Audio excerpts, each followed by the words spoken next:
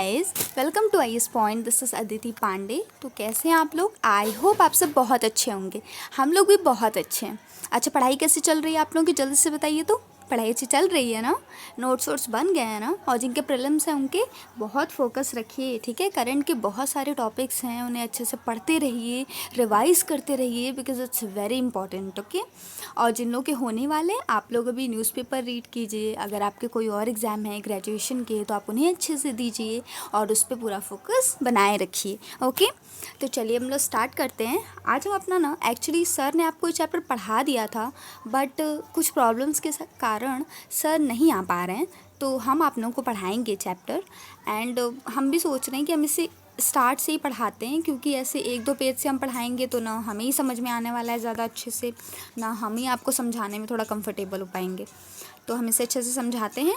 अगर आपको ये वीडियो अच्छी लगे तो पहले तो आप इसे पूरा देखिएगा अच्छे से, देन फिर अगर आपको अच्छी लगी तो इसे आप लाइक कर दीजिएगा।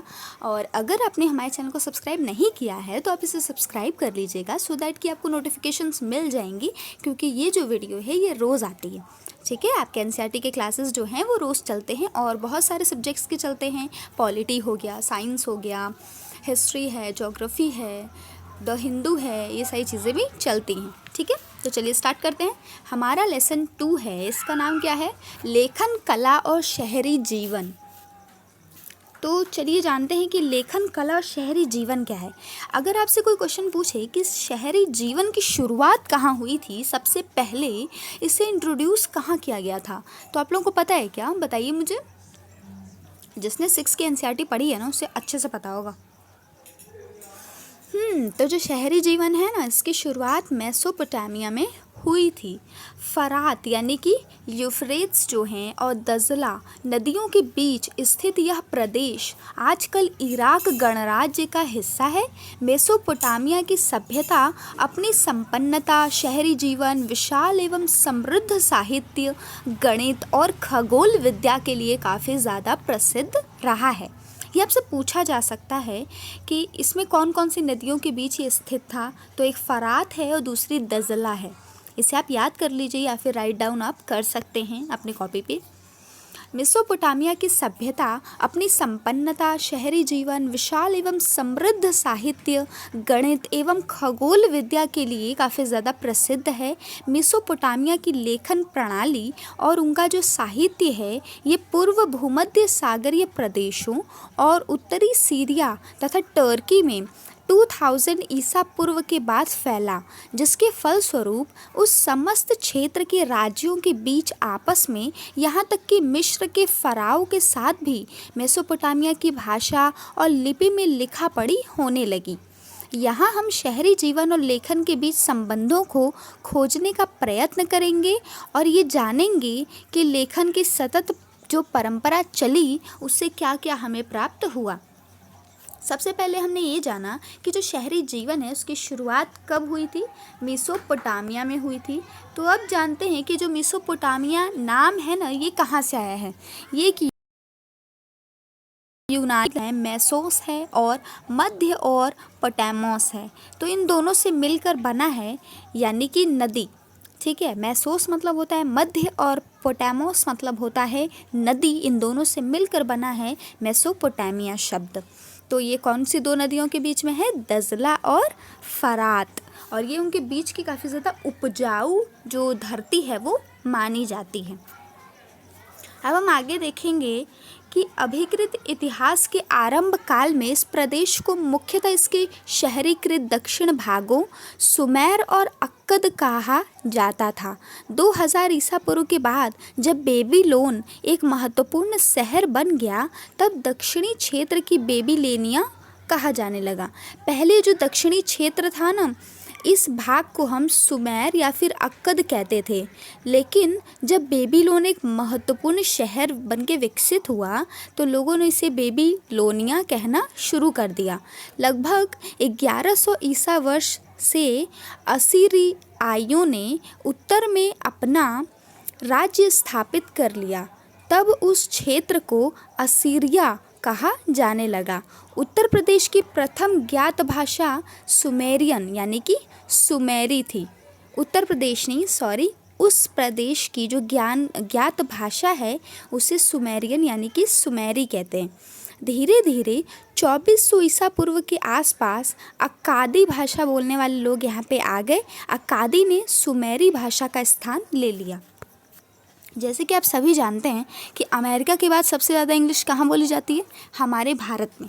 लेकिन संस्कृत बोली जाती है? नहीं। जबकि संस्कृत भारत का एक बहुत ही इम्पॉर्टेंट वो लैंग्वेज मानी जाती है, हमें बोलना चाहिए। लेकिन बोलना तो दूर से तो पढ़ते भी नहीं हैं, बहुत से लोग नहीं पढ़ते ना। क्यों? क्योंकि टफ़ है, तो इसलिए हम लोग उसे नहीं समझते हैं। तो बिल्कुल इसी तरीके से कहा जा सकता है कि संस्कृत का स्थान, पहले तो संस्कृत ही बोली जाती थी, उसका स्थान किसने ले लिया? हिंदी ने ले लिया। अब हिंदी का भी स्थान धीरे धीरे इंग्लिश ही ले रहा है। हर जगह इंग्लिश बहुत ज़्यादा इम्पॉर्टेंट होती जा रही है। लेकिन इसका मतलब ये नहीं है कि हिंदी का महत्व ख़त्म हो रहा है, क्योंकि जब बातें समझाने की बात आती है ना, तो हिंदी लैंग्वेज ही अच्छी लगती है ना। जब बातें किसी को समझानी हो तो आप हिंदी में जितने अच्छे तरीके से एक्सप्लेन कर पाएंगे, स्पेशली हम इंडियंस, तो हम उतने अच्छे से इंग्लिश में भी कर सकते हैं। मैं ऐसा नहीं कह रही हूँ कि हम कर नहीं सकते, वी आर एबल, हम बहुत अच्छे से कर सकते हैं एक्सप्लेन। लेकिन हिंदी में एक अलग ही तरह की फ़ील आती है, तो वो बहुत ज़्यादा अच्छा लगता है। हम जैसे अपने स्थानीय लोगों से भी इंग्लिश नहीं बोल सकते, नहीं तो क्या कहेंगे? इंग्लिश झाड़ने चले आए ज़्यादा पढ़ के ना। तो उसी तरीके से यहाँ पे भी एक नई नई भाषाएं आई जिन्होंने पुरानी भाषाओं का स्थान ले लिया। कौन सी भाषा थी वो? अक्कादी भाषा थी। और किसका स्थान ले लिया? सुमेरी भाषा का स्थान इसने ले लिया। तो चलिए आगे चलते हैं और आगे पढ़ेंगे इसके बारे में थोड़ा थोड़ा हम लोग। पहले ये देखते हैं कि बाइबल के अनुसार यह जल प्लावन पृथ्वी पे संपूर्ण जीवन को नष्ट करने वाला, किंतु परमेश्वर ने जल प्लावन के बाद भी जीवन को पृथ्वी पर सुरक्षित रखने के लिए नोआह नाम के एक मनुष्य को चुना। नोआ ने एक बहुत विशाल नाव बनाई और उसमें सभी जीव जंतुओं का एक एक जोड़ा रख लिया। और जब जल प्लावन हुआ तो बाकी सब कुछ नष्ट हो गया, पर नाव में रखे सभी जोड़े सुरक्षित बच गए। ऐसी एक कहानी मेसोपोटामिया के परंपरागत साहित्य में भी मिलती है। इस कहानी के मुख्य पात्र को जीवशूद्र या उत्नापिष्टिम कहते हैं। तो देखिए, जैसे क्या है ना कि हम लोग का जन्म कैसे हुआ, ठीक है। सबसे पहले मनुष्य कौन थे धरती पे, तो हर जो सब्जेक्ट है ना उसने अपने अपने हिसाब से एजम्पशन लगा लिया है कि हाँ इस तरीके से हम लोग का जन्म हुआ। जैसे अगर आप साइंस में जाके पढ़ते हैं तो क्या है, कहा जाता है कि बंदर हमारे पूर्वज थे, फिर धीरे धीरे हमारी बॉडी में बहुत सारे परिवर्तन आते गए। हम 4 पैरों की जगह 2 पैरों एवं 2 हाथों का इस्तेमाल करने लगे। हाथों के लिए अंगूठे विकसित हुए जिससे कि चीज़ों को होल्ड यानी पकड़ने में आसानी होने लगी। तो ये सारी चीज़ों के कारण हमारे अंदर बदलाव हुआ और आधुनिक मानव का निर्माण हुआ। उसमें काफ़ी सारे मानव डिवाइडेड हैं, जैसे निएंडरथल मानव इत्यादि। और बिल्कुल वैसे ही अगर हम कहीं और पढ़ेंगे और लिटरेचर में अगर आप जाते हैं तो उसमें पता जाएगा मनु एंड श्रद्धा थे, तो उनके कारण ही सबका जन्म हुआ। और यहाँ पे भी दिया गया है, मेसोपोटामिया में एक कहानी थी जिनके मुख्य पात्र कौन थे? जीवशूद्र थे और उत्नापिष्टिम थे। इन्हीं लोगों ने नोआह नाम के मनुष्य को चुना और इनका एक बहुत बड़ा नाव बनाए, फिर सभी जीव जंतुओं का एक एक जोड़ा रख लिए। फिर इस तरीके से आगे का जीवन चला सब कुछ नष्ट होने के बाद। तो सभी ने एजम्पशन लगा रखे हैं, लेकिन हमें एग्जैक्टली नहीं पता है कि कैसे हुआ था। तो आगे चलिए चलते हैं मेसोपोटामिया और उसका भूगोल। तो देखिए, इराक जो है ना ये काफ़ी ज़्यादा भौगोलिक विविधता का देश है। इसके पूर्वोत्तर भाग में यदि हम देखें तो काफ़ी ज़्यादा हरे भरे ऊंचे नीचे मैदान हैं जो कि धीरे धीरे वृक्षादित पर्वत श्रृंखला के रूप में फैलते गए हैं।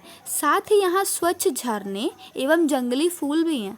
यदि अच्छी फसल के लिए पर्याप्त वर्षा हो जाए तो यहाँ पे 7000 से 6000 ईसा पूर्व के बीच खेती शुरू हो गई थी। उत्तर में काफ़ी ज़्यादा ऊंची भूमि है जहाँ स्टेपी घास के मैदान हैं। आप इस स्टेपी घास को पढ़ सकते हैं, ये एक इम्पॉर्टेंट फैक्टर हो सकता है। ये मेसोपोटामिया में था, इससे भी करके पूछा जा सकता है। और जो स्टेपी घास के मैदान है वो कहाँ पाए जाते हैं? उत्तर में, पूरब में, पश्चिम में। तो उत्तर में पाए जाते हैं। ये किस लिए आवश्यक होते हैं? ये पशुपालन खेती की तुलना में आजीविका का एक अच्छा साधन होते हैं। सर्दियों की वर्षा के बाद भेड़ बकरियों यहाँ उगने वाली छोटी छोटी झाड़ियों और घास से अपना भरण पोषण करती हैं। पूर्व में दजला की सहायक नदियाँ ईरान के पहाड़ी प्रदेशों में जाने के लिए परिवर्तन का अच्छा साधन हैं। दक्षिणी भाग एक रेगिस्तान है और यही वह स्थान है जहाँ सबसे पहले नगरों और लेखन प्रणालियों का प्रादुर्भाव हुआ। इन रेगिस्तानों में शहरों के लिए भरण पोषण का साधन बन सकने की क्षमता थी, क्योंकि फरात और दजला नाम की नदियाँ जो पहाड़ों से निकल के मिलती थी, ये काफ़ी ज़्यादा उपजाऊ मिट्टियाँ लेकर आती थी। यदि कोई ऐसा छोटी सी जगह है, ठीक है, जहाँ पे नदियों का पानी वहाँ से ही शुरू होता है, तो वो अपने साथ मिट्टी भी बहा के लेके आता होगा, और जो बह कर आती है ना मिट्टी, वो काफ़ी ज़्यादा उपजाऊ होती है। तो वो जो स्थान होते हैं पर्टिकुलरली, उसमें बहुत ज़्यादा फर्टाइल होते हैं। आप उसमें बोएंगे कुछ भी तो बहुत आसानी से उगाएंगे, जो आपके लिए अच्छे होते हैं, फ़ायदेमंद होते हैं। तो वहाँ लोग रहना भी पसंद करते हैं और भरण पोषण के लिए एक अच्छा साधन भी होते हैं। तो आज हम अपना लेक्चर यहीं पे स्टॉप कर रहे हैं। अगर आपको कोई डाउट हो तो आप मुझसे पूछ सकते हैं, कल की वीडियो में ज़रूर बताने की कोशिश करेंगे। और हाँ, एक और बात, आपको किसी भी सब्जेक्ट से कोई भी डाउट हो तो आप मुझसे पूछ सकते हैं। सिर्फ ऐसा नहीं है कि हिस्ट्री सब्जेक्ट से ही डाउट्स हों तो ही आप पूछें। कोई भी अनदर सब्जेक्ट जो भी आपको लगे कि हाँ इसमें मुझे समझ नहीं आ रहा है, चाहे वो करंट अफेयर एनालिसिस हो या फिर वो आपका हिस्ट्री हो, ज्योग्राफी हो, पॉलिटी हो, कुछ भी हो, जो भी आपको समझ नहीं आ रहा आप हमें बताइए। आप कमेंट सेक्शन में लिखिए, आपके उस जो भी दुविधा है उससे दूर करने की पूरी कोशिश की जाएगी। अगर आपको वीडियो अच्छी लगी हो तो प्लीज़ इसे लाइक कर दीजिएगा और हमारे चैनल को सब्सक्राइब कर दीजिएगा। Thank you so much for watching. ऐसे ही अच्छे से पढ़ते रहिए और हाँ, इम्पॉर्टेंट चीज़ों के नोट्स भी बना लीजिएगा।